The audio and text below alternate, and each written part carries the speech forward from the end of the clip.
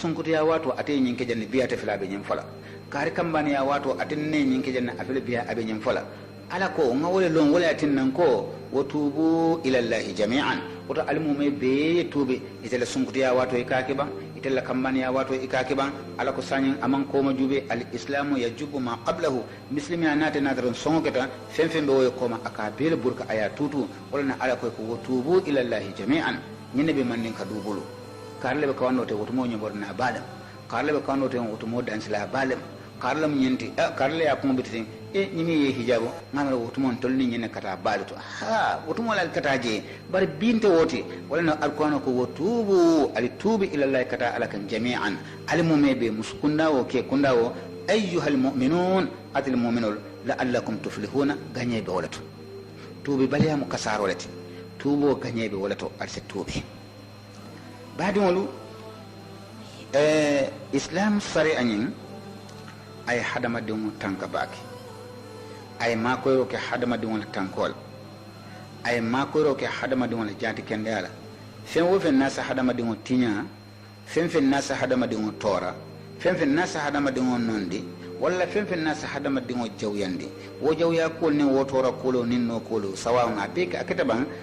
ala diino a be ala diinolu tiñaa la baŋ walla fennam abala ni abaniyol tiñala ban walla fennam abe hadama din wala do ko le tiñala walla abala nafulo le tiñala hana to fon jato hana rabato le tiñala muslimiya sola ku basulo je pour ka hadama din tanka wala tankaro me be damala wala tinna fen sa sotoro ke hadama din wala nafulo la muslimi na niya ke abela nafulo tiñala muslimiya ya haram fen na se to tiña muslimiya yo haram le yo ke kada kade to tiña fen nasi la do ko place o tiña muslimiya ya haram le ikanake fen nasi fango jato tora seni o torale muslimiya ya be haram yale pour ikanake o kamala ako folo muslimo se kantaro ke folo ke asenyin ko kanta ay korosro ke ay jubero ke fen min sa annafa wala se min bara ala balwo kon fen nasi hadama dingon nafa ala balwo kono anyanta wala kala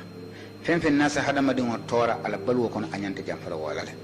folo be mene kela wa yaraa hadamadiŋo se kantandiro ke folo ma feŋo la yajaluhu feŋo min saate ke min ahsan makhluqatin min sila dadañaar asike dafeŋol be ñiñaariŋo te society ko o kamma la siti faano mo kiliniti wol kono hadamadiŋo ñanta siti faano le baarañoya la hadamadiŋo ñanta siti faano le dunna i kata keeti i ñanta siti faano le dunna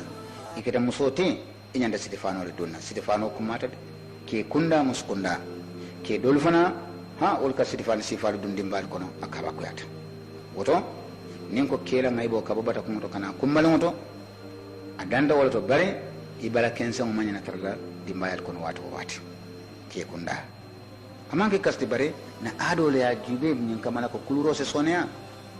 woto hadama dum la Stefano dum kelo walla musolum ko kumata baba tembo men Allah subhanahu wa ta'ala alafta nyinna pour ka hadama dingo nyinyandi asulata bulu Stefano le folola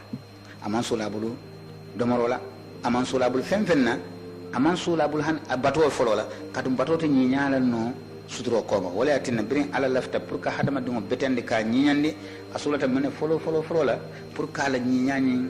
lankilmande kala sawro fana betende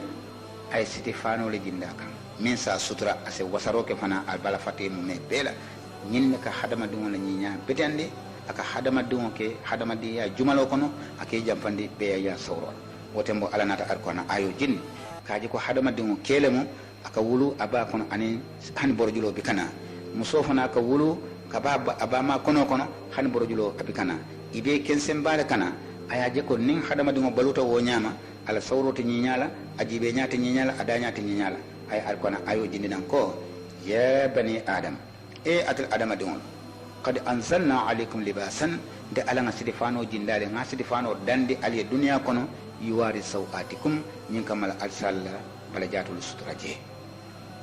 nyinna ko adama dum dafin bunyari balti dafin temberenam comme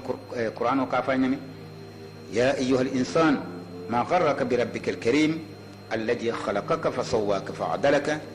في أي صورة ما شاء ركبك ko hadama dimo mum dafenede min a tembeta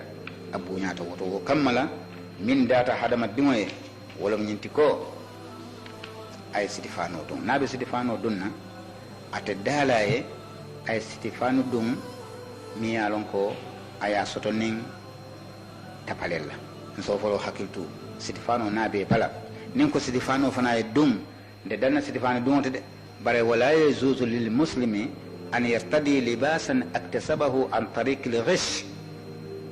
ate daala misilimo e ye siti fano ɗum hana ye sin dabato beele muura baro sidi fano kana ke sidi fanti miyan ko yasto nin kuru yasilolla kadu ni salta fe ate mutala ni ala dania fe ate mutala kendin kilinum num anane be ala dan soma ndawular ya rabbi atimni ya rabbi ya rabbi asribni ya rabbi atimni akanyene fo ale aksini e mario mbalunde mario ndomorde mario minde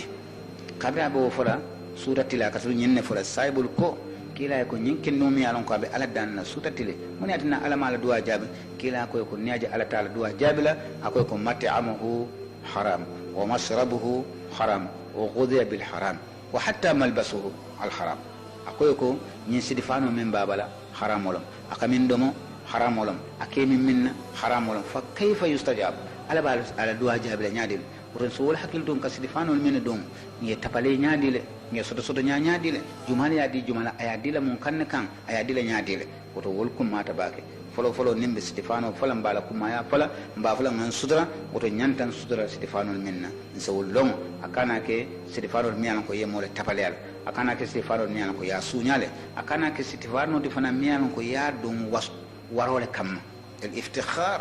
pour ñan kamma ko waswala fo waro kamma anin kaaba ni tamira mul safo barkare anin fayyitandol hani walla ikana sidi fano dum ite ke sidi fano min se mulunta ñandi ko muso nin ko sidi fano fana beteyata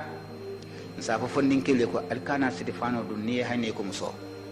bari nkana sidi fano dum ite bar muso fana min se ko min ke ara wala kawa ko yata ko to jamu muso kurro bo ñanta bolade bari sulta bolade baratil alfalle ñanta bola kurru jamu muso ni ya lon ko ni ya dum ike nin suto bite camera ko ke kana wala kata anwa kana ke Stefano de fana misri mi ala jero to mi ya lon ko afiyata fana fala ma wala ibala jato la sawro mu mebe abe funta bala o alhalo fana jawyata akana ke Stefano de min fiyata kana ke Stefano de mi ala ko adeti balale kat woro nin ko kuru jango betiata wolom ñinti ko ni ayatara ko nasaral minu nata ka tulum di musolla di bala fate no ya yirwandi ya fanundi komin kelu tabe no nyamin wote mboy bayira ko kastije asa buyo soto ay ke komin hausa ko tolbe nyami walla ay ke nyin ko fiyam pati bare nyin jino redi meno minnate hani sipa mi yalon ko adata musoye aya dum bare ya natele ya detenda bala kat mi yalon ko ajutelo mo muru mero nen akeno ko do dinko mo me be fundije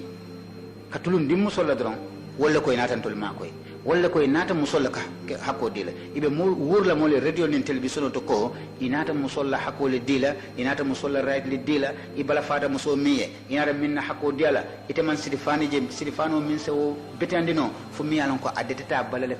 kati naya don ala alhaalo ala sawro mume ala jenkeña ana ala bomuña ana jutelongola mosoña ana jutelongola bomuña ana ala verejo aka mume ɓe fondinde wol selo mole radio nin télévision do ka fo kon nata musolle makoy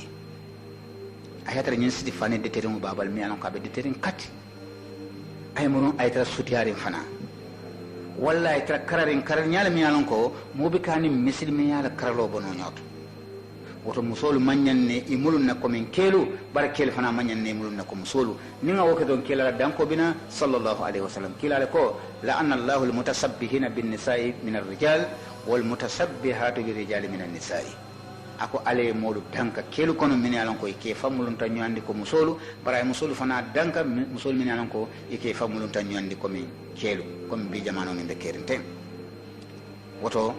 ke wura ngaybolum dankarole be je mi anan ko warta woto mon na alfalu ni lafte dingo dankale ka falen sen wure pour ñin kamay se danka sani ite be dingo susun la ite wura dum bandi ngolom ite wura dum o nya bete la dron woto wo jannabe ke bala atene danko da malkata woto hijabo wala ke sutura sakona muslimo e abe lorin bunda kumayari bale to abe lorin bunda le minuto wala nyinti ko ke hijabu wala ke muru wala ke sutura saje ko sarti bale mu folo salola sahol kono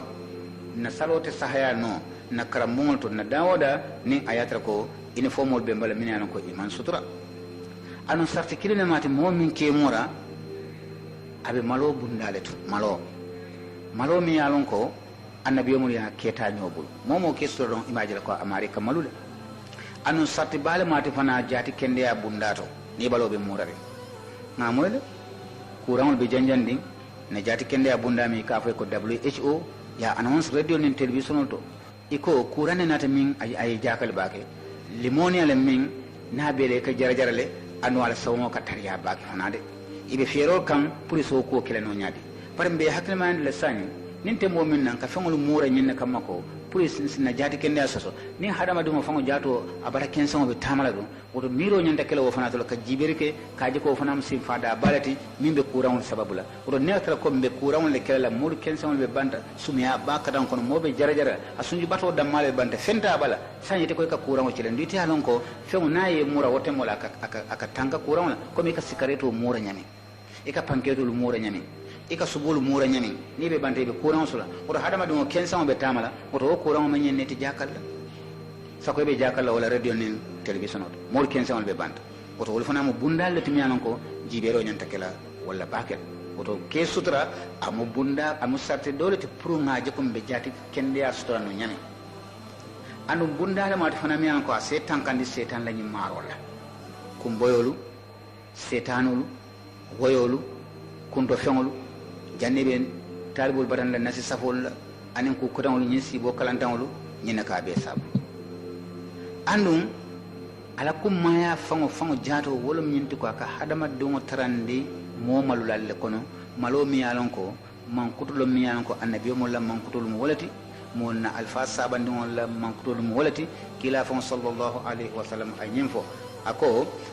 annabi mo min be tambete ila saremul fatata bari nyimu bundati mi koy be ben tawotale inna mimma adraka an-nas min kalam an-nubuwwati al-ula idha lam tastahi fasna' ma shi'ta ako yemin tara annabi mo la kuma kan kono kiluwo kilin ay malo bundata je ka fa ko nim momo bi kamalu min diata yake oto badi muslimul nganamuruna adul kan sayi nga sariyam fana nga wolandi janga ngadunna adul fana to nga juube ni nga mira na alfa folo tambilal to jamani janna i fetota i konkota i fuwariyata i do ku kolongol ke inila wo fuwariya ni la wo feto nya wonya ni ngay juube hanna tara ko sidi fani kilin nebebul doni ka ba kilin nebebul nim ba ma nyolam marnyer balle ka trebe wala dar fani kulin mi yalan ko ka wolle ma bo sallin salle e ka wol fundinde nyinna ko soto balya e ma soto bar wo sidi fanolu ike dundu nyala mi yalan ko ake ibala jatul be sutura akela ngay bol be sutura jibe lalte sotaro ston ibala nin tembo men yo so anda soto kolate bul wo tembo fani kilon da men hanna rawo tembo aka soto dalasinin talalla bar pour ka dalasinin talaso akolata bak wo fani ba kilon strabul barastara suturare wo nyaawo fani kilon niya dum istra malurin dron fo labon la hanna atra ko problème o keda korda kono sangle keda je wala kulli la keda je molbe sidi luwoto inila wo sidi fani suturare woni nyaawonya inila wo sidi fani kulli woni nyaawonya ibikal la fi katambi ka keli fara katawo nyama katay bi ñanta dara dem ka friñe na sidifano man siebul ni la kunel kono jabi ka tambi fulala fo saba e ka ñoo fudron ni bita hewoto yeta do la fano funa ni bita hewoto han ko bita way katay ka fule ima so do baro nyawnya ibe sutrare nga kan abe kulyarin fana akela ngay bol mo mesura andi katram malori nga koto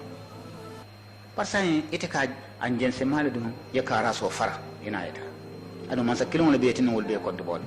ite se barako sono idingol la karola walla barako sono duaja bola karola ite la minna ale woyeke ibe tula siare tala dron boso ko ne ibe bosol fandila ibe geregel fandila ibe spero fandila ni siare moy dami yetaje ni siare moy dami yetaje ibala kenson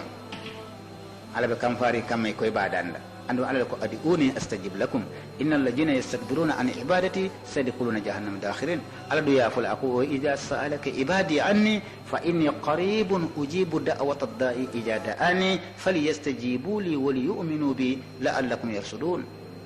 ila siare tate baylade banni tata je mona kaki ni nate kaje wala nyama zero alamma be fana yeta alamma be ko fana yeta ye sambala rolike akandi paketinte akuru fudunte ibitaje ifangala koros ibe nyaadire la bala jato la karola ite kensama kataje bam foyni rasal kataje foyni hesalo le kataje ini mona kata siare dula ni ayata ko ala lafta wala le bam urtani nana mene fala ale amar min ifan sutura ni mesol be kondo wol bondije hanni la salkulo kan ma fo mo kata siare dula de bare ibitala je ini hijabo le bita ye mura yaje ko jammu alabatu dinkalati banna man ka wo nyama fo itenin changal le kata inin pantalon le kata inin ila nidia kol le kata minni alala la fo man kilin tani nale be fale nyine tara nyami alamma be fane bitawle ite katu tani nale dron banni dare te ku satala no moye ko ndela nyin duwa to ngani nole jeje ngani ne ja ko oto wote kilano oto hijabo mi an ko nyin wuro be kilala safo baadiŋol ye ko a kummayata baakele sako musola ŋa funun na kaca kono ko musidol safo ko mun ya tinna i ka musola muraro fo sanin keta dum safo ko silan sina dum kaca kono ke atala ŋayibo kabo batakuŋo to kata kumbaliŋo to so yitandi musola ala ya funu wala ñaama wa awratu rajulin ma bayna surrati ila rukbati anyanta kabo bata kumoto kata kumbale moto woye janala ade sobe banda asin kensan astano banyun ayna akun kensan astano dawada ayna alale ya landi wo nyama niaje ala ya landi wo nyama atale ke dada ay ke kensan je atale musofana dada ay musofana kensan je bara mun fo musotato ako wali mare atu kulluha awra ako barete muso mume be mo ngay boti niaje ayo fo ila dada nyanin kila dada nyaman kili so fo muso de ke dada ta mone kamma wala mu kabungolo do ko damma kenata wala duniya kono do ko kaberol sin ka wuran ko luke ka silol dada ka bunjawol ke ka drive fulti ka ke karalati ka ke kapintalti ka numu yake nyim be mu mem kele tata muso tante wuluti muso nyanta mone kala wala mu ko wulu so mo wululate pour ka duniya lo wulu nyanta kala kono bato minna wala na ala ya funundi aya warandi ninna ko ase hadama dum sabatin dino asa marano ase tarano je woto kono bato la funu min nyanta marala wolum suroti min sa tembuno wala na ala suro fanundi ala lonya fanundi ka ke lonya ta min nin kila lonya man kelo tale jajar a tembeta atanya otanya hannin jen so da male babala ase be bayte muso moji tale idun tanyo kono le ila lonya man tembe ko min ke o kamala ni ko be ke sidifano dunna ngay bole bina ni kufla iju telamo be fete la kono le wallahi tra bomuri nje wala simole moji nim be mo ngay bolti mi anan ko ala ya nukunne aman la finun kafu bar salam feroti je fo safo sanyi ni wonata pantolongo dum wonata kurjango dum ko ke alimaje nim musoye kurtu jango dum kela lonya la tembo musola lonya de alale yake wonya bar musola lonya hikma la bije aya dada ku dole kam miya non ko atanyanta nyarole dunna ay silfani yirwa dum ay to siri bon kono e ko makanatul mar'a fil bayt ala femo be nyanta tarla jela ala do mo femo la silfano ala ko be hanala kuma femo be banata fana ko rujango do ali jibe mano kambutum alal nyaal fay al hawa kono ali karasul kono jube musukurtu jan dunna akatara du ko ju dakajiri nyamen hanani keli bita ni abula tema ke kanan lulu ya tiddam ma bula tema atel katara dikaji ri kono nyinna ko ala usuful kenyale o sabu ro ngay bo namna lala kan wala tinna ala ko wal mar'atu kulluha awra imu mebe mu ngay bolati so wala tinna jang ikafu musoli hijabo ta shelu ibika fo hijabo nyanta andum title do fana bije wolom nyinti ko musola bala jatole kakke hamendi tariyake dini kela bala jato e muso fana hamendi o de seta mura o fana title lete fo muso fana ñembe diyale etara sirin ke kanawol kono ibalo etara kakatri ibika kel hamendi femfenna ibika fen ko wonte musola taytulote wala tinna ala ko yesi mura fenna muy bala jaado mi alan ko ninke yaaje aba fitinan la wona ayo ya fu komando ako fala yu udaina ikana kelu tora nyinna ko ibala jaado kel kan di diamen stobe kadon setan ba nyatilon la setan ba komalantola setan ba dawodala nin adawda tilinta kela don aka ke marsane wo al halolal wala tinna nabila yusuf alayhi salatu wasalam birin zalika lafta ka marsa ay bundal le be soron zalika la ar kono ko wa khalaqatil abwaba ay bundal beelu soron bira bundal soron foka ban ayala se pawulinde fo ala wuto to temme fe kaje ko jannum dinkrata mi alon ko ninje fundita nin ke nyaayaje akata annabiyum to akata kilariya moto akata mo nyimma to akata mo moti isaje ko abe hamennale bira ya wulinde don alquran ko laqad hammat bihi wa hamma biha zalika haminta no yusuf la bare maje ko yusuf na haminta zalika la bare jemu wo tembo molu nyamandal wutola wo mo zalika det bare to la sanyin talu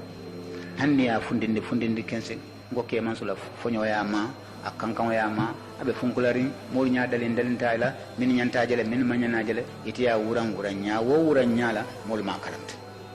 fenda man tar suturade ne natabe maborno mobikaje asjarno nabila musa fana kata wala nyama anin sunkuto mi alon ko atata komande na wulo kono min kata so ay dimmusot birin ay ma koy nabila yusuf nabila musa ay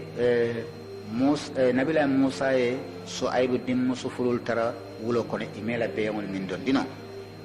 atata koy ko ma khatu bukuma atol la sola ko muniti sunkutol kay kon tol mo mollati mi alon ko fama yendam male soto barantol bi kan na beewol min dino fonin kantarlal be bandi kolongoto anu ni bandi kolongoto fana e kolon bunda tawun to sembo doyatale bika kolongo bunda yele no pour na beamol yemi o kamal nabi la musa mol min sembo warta ay kolon bunda ni yele ke nyilla nyonko mon ni sonni sajol ni bal beamol beke be mindi wolu sungurulu e murunta sokono juna ifama e jakoy ko bar biwal nata juna e kay ko ngafondinke kiline tara wulo kono wole makoy ay na beamol be mindi ni wala en tariyande afama kontanta akay ko murun ako sunguru do ko murun yeta kumandinan ay kontano nin ay sudro nin ay bunya min kenna mfada ngana jo sunguru tata ay musa tar siri yiro ko to wulo kono idamma nyindo mo fonnin kelti sunguto annabiyom dingolam wo annabiyom fana min kita musa fana fonnin kelum kambanolum annabiyom bari nyini mo fulo wulo kono ku kendo dammal be tamanaje sunguro ftara do malo don tara ayala kaloji min de anya kan aya ko diala pour ka diam de nyoya ka fay ko inna abi yad'uka liyajziyaka ajra ma saqaita lana fama ko ita so hono ye bar kendo min ke ndole akoita ayejo musa kay ko maki joro kam ngake atul kam madron sunguro kay handi bare wo nyawnya fama ko ita lonnal ko bare ibita kan ibina kan nin fonyo feta sunguro la talikulo min ka fundi ado nin ko talikulo fen nimman ninka kam moylamo abe yalo ne munam talkuloti na fundita musa kijole ka fara ay jara ay talkulo dammalji wulman dal dinkra ko tenjel barantel talwo wutu kala kensen damma doron wutu sani momin wutu kala bo nyama funyo kon wonyino to mune se tepo lete kay tepo san wala laran wala raji wala ko walatin wol be bota an wol ma ada kende balti mi an ko ngatran alfal bo ala fay ka ala laran wayna ala fa montoro ina ala fa television ina ala fa nyina nyini fango be mu kukum ma de kadu musolma a jarita lale wol ka ke minna ko to o jarita le bar sanyin talu man jarala ba sanyin telephone le fandi ka jumal la radio samoy wala television samoy be fole be fam fonde la ko la mi an ko la harjela wala ya tinna muso ati jarita le wala ne kate hijabo ta ay mura pour nyin kama ay ke sano da ala sano akana ta aya fay bara kono ngamen fo dol sa foye ko ha nyimo arabo la adolti sa foye ko nyimo muslimiyati nga ayo karanjen ya ayyuhan nabi kul li azwajik wa banatik wa nisa'il mu'minin wal man ka arabo nisa'il mu'minin mu'mina musu to malu mu'me del bela musul bulata wol kono oto wol man ka arabo la ado ngamin karan history to birim muslimiya namna nala idu kensen bala kensen ke kunda muskonda ni be tawafo kala alkaba ibe bala kensen wala ka minimino ko to neatra arabo la ado tendo ibe mura la oto ninko arabo la ado mun kanake oto sai woto nganna ado ta wolum fani sitolo mun na ado ti wonan nambe ka fanol siti kada ñim pantalo mu tibabo la adol ñim kurtu jawon tron sisol ñi jinol ñi tipuñol ñi cangal kata miniñol ñi mo me be mu tibabo la adol wala sañi nin lafta wala nga tibabo la ado tuje nga arabo la ado tuje say ngam fangol la ado ta na ado munati wala mu kafano siti woto minu ka fo arabo la ado lum wol fana mistake kale modol bi je min anon ko musol lañi hijabu ilafta ka nakari e ka kolyandi bulu jutune akama la fi baliya kama isa fay ko ni hijabo ke ibe kam ko makoma ni be hijabo la ibe ka salwati bi kedam ni be hijabo la ibe ke fonyo ni be hijabo la ibe ka nendirike ibe ka donkilla ibe ka nyin kamala ko ne wo fo amari ase kolya fe ay nyin kamala aya tuje nyin fana be mu keleramo dolati molla min anon ko bi na den sumurol ibe hijabo kan isa fay ko tonya mona ye hijabo ta iman hijabo ta fasal wato nyante te dannal ba ye hijabo ke iman hijabo ke foyta nyanta mo ko makuma la ba sa foy ko wolumu anakar lallati min yalan koy ka kolande pour nyin kamala ko kamol nya bondi je dol bi je e ba fala ko kandole bi je wala ne te bi ka ke ha ko ni ayata ko alale ya mar yimin taraje kanu wo kele kadu ni koy sun ni sun dafa min do bi ke muta ba min do ke muta konko ke muta muni hatin ne ba ko hana yo konkole bi jete sunna walla min dole bi jete sunna sumu dam malati min do e mutaje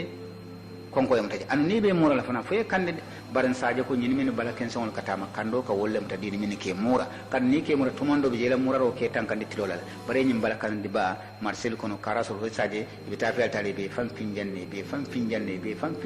be tararin pij ka fro nyina jen so dam male be bala man a'rada an dhikri fa inna lahu ma'ishatan danqa ala ko min none ko to kala bari te ka ko ke halako nin ko le adam mala ke taraje o ne atara ko kandole biji o sumiya wato ikake mana ne sumiya wato bikake sungudo ndol bije sumiya wato kono ikat fensi faali dum wallahi nite ya dum sumiya se block o ne atara ko kandole ke balala kandi wato imake o sumiya wato hijabota woto nyine mu bundallati min ya lon ko safa ko toñerole mati oton se baade muslimolu ye teddu nge jeyi kaje ko muslimiya dino to mi yanon ko ay muso fasa bakele ay muso ma koy bakele adam male lota pour kam muso la tranko diala kata mi fen koten oton sa kata ntol tamun na muslimiya dino lati nintel kon dingol be hijabo kela oton nita manke muslimo te ite fana itata ase wura bare mbe mi tande lan na kuma labanto bawo wato nyim fele asitale andu ye wala kere nye oto nsa itandi ko nse duwa dukare ndi musolu na ado ye murum fanolu kan dukare ye kurfu jamolu tuje ndi musolu ye kurfu jamolu tuje katum ne ajon ko ye tuje ite lasidi faninte ni ayatra ko ya yirwandi lamu oto ibajira ko wonte kastije katu isaje ko hanin na karamol to ngas kurfu jamol le kare kurfu jamol min yanon ko ase barulu bulaye firije oto kammala sal nimbara ngal tendu nte nyinala fana pour nga kankularo min dina birin kila sallallahu alaihi wasallam aboda maka kon pour ka saw madina ani abubakar siddiq sawnda nyame ani bilal bur rabah fana sawnda wala nyama o kammala birin badra kelo sita alay kila ya mar sallallahu alaihi wasallam pour kata kafirul jihadi badra kelo min fako badra kelo wo tembo bilal hamenta ay nyingania ay kala ko wallahi nim fata badra kele dula nyaay umayyata je nyana wallahi ngania ngela ba kan kuntula pour nyin kamala asay jola ay yankan kado min keranu ala balu wato tembo minna abe umayyatu bulu o kama bilal wo tembo anata ke bunya moti bo penata na kanu hanfo sayyidina umar ibn al-khattab radiyallahu anhu akontanta naye bilal bo rabaje akafa ko sayyidna bilal baluta wala nyama kila ta kola kila fadale ay kila bilal to koma afata wotembo sayyidna umar ala khalifa ya wato woto abubakar siddiq bodeje sayyidina umar be khalifa ya wato mina bilal bun rabahi afata wotembo le inata bade dimaski abelari njeleto alayhi salatu wassalam ñinne mu fismante a kooti min yalon ko abubakar siddiq radiyallahu anhu aya soto tembo mina ay bilal bun rabahi ayata aya kam foryande anu ñembe abubakar sidik la fismante al kul kono birin kila belata sallallahu alaihi wasallam misilmolu ya tele ke mo foloto mi alon ko misilmolu élection o kay wala mo ka tombon pour ñin kama ke mo la kuntiyote lun sotota kila sallallahu alaihi wasallam jannabi belela saybol bebe bende kila ko man asbaha minkum al yawma as-sa'ima atel saybol kono jumale fani kete bi mbelin tembo mento anin sumo wulita janni mo ko ya bulo wulindi abubakar siddiq atel ya bulo wulinda ko kila ko nteni sumo la wulita bi kila ko bismillah kila sallallahu alaihi wasallam ako bi so manda bir min wulita ala laron kan kana fo bi ben sami no tay jumale sada bonni bi kam miskino bonni dewo kono janni mo ko ya bulo wulindi dron abubakar siddiq ya bulo wulindi ako kila ko ntela mukatum bi birin binara jandron ngam miskini dole sada kila sallallahu alaihi wasallam ako bi kabirin fano keta anim be sami min to tay jumale kuranto kontrom bi janni mo ko ya bulo wulindi abubakar siddiq radiyallahu anhu ako kila ko janni binara jam on kuntrani mbadi ma dole yala no ndata nga konton ala kuranto kila ko wallahi nyimbe te benna mo kilon la koto bi inin sumoy wuli bi ye miskino dañinen bi ye kuranto konton fo arjana e waji mariya dron wala mi ila fani arjana dumole be kontakari abubakar siddiq radiyallahu anhu atala fo alam adimmu sodo bije ikata ko asma'u binti abi bakrin aya karandi alqur'anola aya karande alquran fallama la alquran hafiya ay alquran hafiya don kuluro sonata abubakar siddiq bulo adim muso labon nabe alquran karanna ayo aya nafalaje anyaje sina ayo aya nafalaje anyaje sina kadu munum ayo kammen fa aka wala moy walna lonna ko lunsurda asma bint abi bakr as-siddiq abi alquran ayo karanna afata blado to ala ka fa daminna ko fa manna allah alaina wa waqana ajaba samun ani ayo le senkan fo fajiro boda ama alquran continent no hakala kuma kam min be ayo kono anyaje binala fo fano keta o fana fismante yakko balati yedi muso karande alquran la faya alquran timmandi amanda wala fa aya tanka o fana be fismante yakko le kon fali min be kerin bal min be kerin min yalon ko yedi muso li alquran karam isa ko manta ben tele wala duna be le betiata momo muso alquran karam awala nyama birin kila je sallallahu alaihi wasallam mismul nata election wata jibi ko kila botan kunna o fere di fon fonse mo tan kunna sen na ko toto ministre maren ko nyala o kam la atra wotimbo kila sallallahu alaihi wasallam ala kola mismu wali tenum mo jumal be kunna dol ko kari dol ko kari to mimbe marle ko la mismi se kila noto wotembo misfol botan maka kono inata madina ko le ka fole ko al ansar maka ko le ko al majrun jaatiolu ni lutaw ki wokkel la tani kono le foye boyto min yaade madina ko o nibe kalifo tomona ibatom ne dolon min fanamu makanko de luntangolti wol fana ko nin kalifo be tombonna abe tombonne to lokon biri ni ñoo sabonata ansari ol nim muhajirinul tema sayyidina umar ibn al-khattab radiyallahu anhu ate wulita lota aslanta nyin kamal ko waliyo kana du muslimul damma tema adu ne waliyo dun te tema abina kala keloti wo kammala kijo ya fara tariyata ay abubakar siddiq tombo aya kili kabira aya kili dron aya lahida kay ko itele jarta pour ka ke moliye khalifoti ningo khalifo wol mi tele be kala molla presidenti mol bina kitiyo le tele ya mol bina dino mo tele seyta kila muhammad noto khalifa yalla sallallahu alaihi wasallam kila la bo kolaje biron omar ye abubakar siddiq appoint akaya ko sani muslimo la ko bebe bulo birate abubakar siddiq la ko mo fodron muslimo bele kambenta ibe hamante be tariyata kada abubakar siddiq ay bele kambenta wada mo klenti ye me kan wale kadu niaje biron omar ya tet fodron muslimo be sonda am abubakar siddiq mo wir kintiyar nati akara tonya folati akara mo hormarinti anu mo bere ya kan fana wa kamala anada ke kila kafunyoti fana sallallahu alaihi wasallam anada ke mo furoti fana mi alon ko adunta islamo ko umar e nyin bere jibeje woto mo manya na fisir walal kabrin alay kila ki dron maka sate warta doyata dinnin keba atele mu keli mu me be kono moti mi ko adunte islamo kono kila la dungo kola wuro nin ayata ko kila bodeje ibe min sendilate noto nin ayata ko hasdate je nyosaboti je wonyanta kala abubakar siddiq leti wala biriyate foto muslimul mu me be ibe la kamben birin kammen ko dafa ko nyim be timmata ye abubakar siddiq say mobe sonda ko atele moti mi yalan ko atele seta kila noto sallallahu alaihi wa sallama lon sorota alota molu tema pour ay kutubo karan wo kutubo wala mo akamol ya mar kay tandila ko bawo muslimul be kambenta muskunda ke kunda minimum madina kolti minimum makan kote al be kambenta telto ko ha apo to say mo kana to koma alinna benna dalilo falali wo tembole abubakar siddiq ay nyon kutubo karan apo moli ko ya ayyuhan nasu qad wallaytu alaykum ولست بخيركم إن أحسنت فأعينوني وإن أسأت فقوموني الصدق أمانة والكذب خيانة الضعيف فيكم قوي عندي حتى أخذ حقه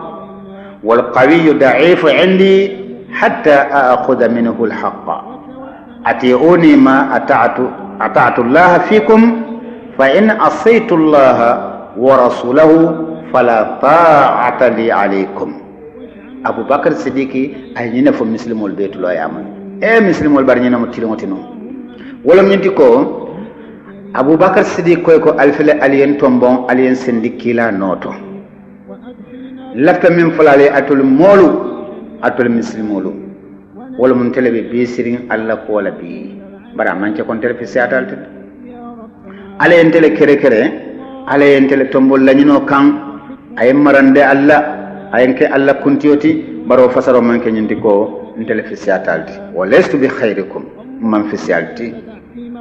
in ahsantu nin aliyen jenka bara wo bara ne atara ko bara ku nyima lemo aliye bulan noma aliye sonna banninga bara ku jawleke alintilindi silola walla aliyen wa fasje walla aliya fanyi ko ima keku ndela warama wono kato man fi salti ninga keku aliye bulan noma nin